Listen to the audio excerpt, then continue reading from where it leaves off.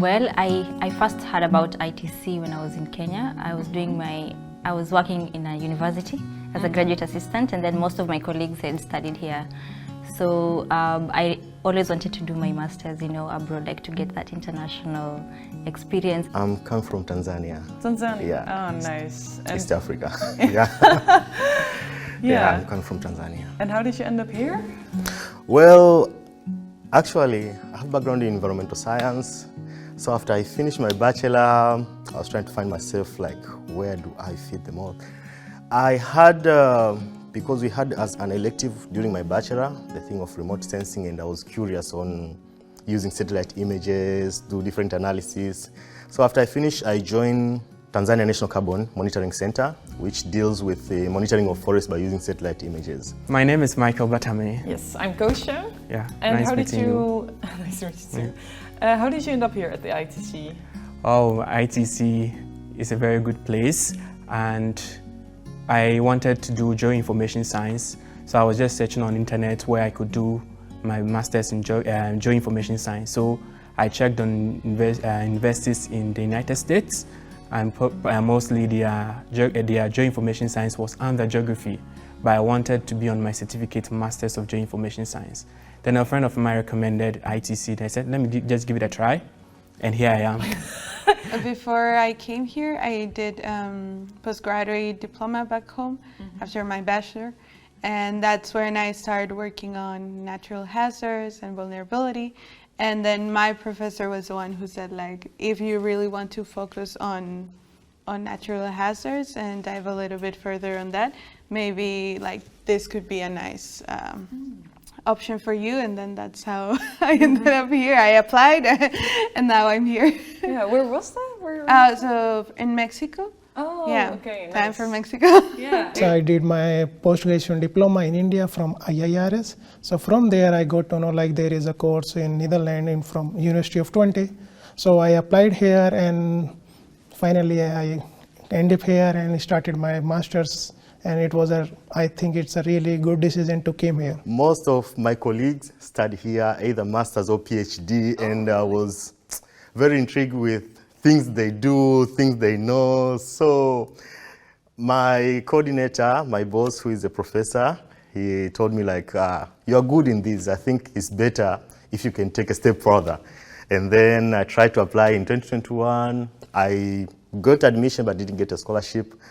So I couldn't come, but I didn't lose hope. So in 2022, I applied and then I got admission and a scholarship. So I was happy, and then, yeah, that's how my journey started. So I got the admission, and then I applied for scholarship, and then, yeah, that's how I got here. Wow, very big jump from Kenya directly to here. Yeah, and it's actually also my first time to like be away from Kenya, or like it was my first time to travel abroad.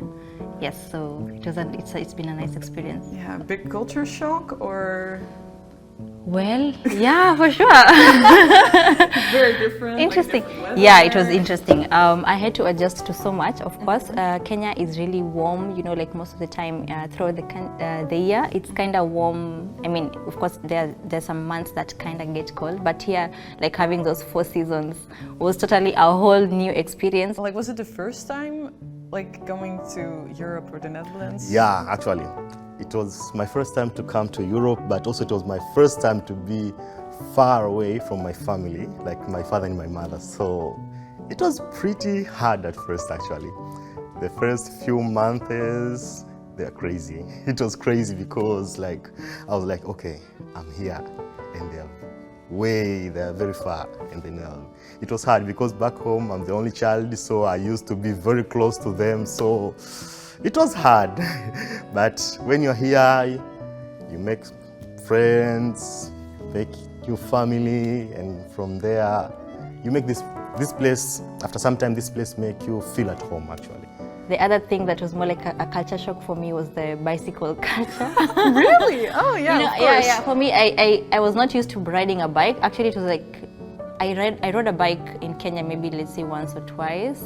And actually when I was already grown. So when I came here, it was like, this is a culture that people do it every time, and I had to learn, and Nowadays, I'm really confident on the road. You know, like Netherlands is famous for like everyone moving on bikes, but I think until you really experience the first time, it's like pouring rain outside and you still need to get to the bike, and then you just arrive like soaking wet. When it comes to cheese, yeah, Netherlands spoils me a lot. But in a good way, in a good way. Like I visited so many countries, and in the final I got like Netherlands is the best, I guess. Like the people are really good here, and you can easily communicate in every part of the Netherlands, and every facilities is so high as compared to other countries. And when I came and when I enter in the boundary of the Netherlands, I feel like I am at home. The good thing, like this place make you feel like you belong here. That's how I can generalize ITC. Like ITC make you feel like you do belong here. So, and especially from when you're coming from different places around the world, and they all make you like feel like you belong here. It's like, yeah, ITC is hugging you, all of you, and then say like, yeah, you are home. So that thing, yeah. I don't want to get emotional, but yeah. You know, we've made friends here. We have some people, you know, I mean, we've made good friends and also, let's say, family in a way. Because here you find like teachers, professors, you just call them by their name. And from my country, wow, call your professor by his or her name is something which can put you in trouble. Yeah. So at first I used to, like, it was hard for me to adapt. So each time I was like, Professor so-and-so and so, Professor so-and-so and so. And they're like, no, Kelvin, relax, just call me this. So it was really hard for me actually at first to adapt that, to make that adjustment. Because yeah, for us it feel like you don't respect someone and you want to show respect. It was really more interactive for sure. That's something I would say, because how our program was structured was more like project based. So we had to do a lot of work in groups. So less work was more like individual based, but most of the time we had to work in groups and also like interchange sometimes the groups and work with everyone. So within us, like amongst the students, we had so much interactions, getting to know each other, getting to know the different education system, you know, because people don't, like, apart from the Netherlands education system, like other people from Mexico, we had a colleague from India, you know, like all those different education and how people maybe used to, maybe they've been taught. So interacting and getting to adjust to that, it really taught us a lot. Personally for me, it taught me a lot on how to manage and to work, you know, in a team. But also what I found interesting with the professors also, they were always there to help us along the way, you know. My confidence is improved, public speaking is improved. I'm a whole new person. I'm a whole package now, yeah. Like if I look back, I could see like, yeah, even I had the personal growth, like you feel like you're not the same person. Now I know I can face anything, okay? Because now I know whatever I can face, I can find a solution, I can conquer anything. So yeah, even though the journey is torturing, but it builds you up, and that's, I think here is more than a degree. You get more than just a degree at the end of the day, yeah. And what was your graduation project? Oh, so the title or the like explanation, because I don't know if it gets too much from the title. Yeah. So what I did was trying to use a new method or a different method in assessing the correlation between socioeconomic vulnerability and flood damage. So trying to see like where, like the areas that have a lot of damage, if they also have other types of, I don't know, like in terms of food security or financial security, like trying to see if there is any correlation. So trying to understand a little bit more of that. Yeah. Oh, yeah. Damn. Yes, and how did it go, like the last year? Was it very tough? Hectic. Very hectic. Yes.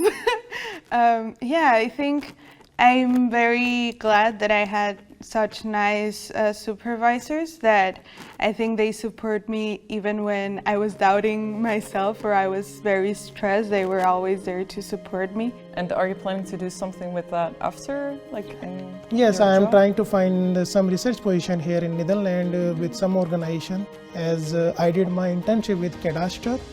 So they have a lot of work to do with this kind of technology. Yeah, so you're planning to stay in the Netherlands? Yes, that's true. I really like to stay here. Are you planning to do something with the like subject of your thesis as well after, like in your job? Like, Oh, I would like. I think I'm also open to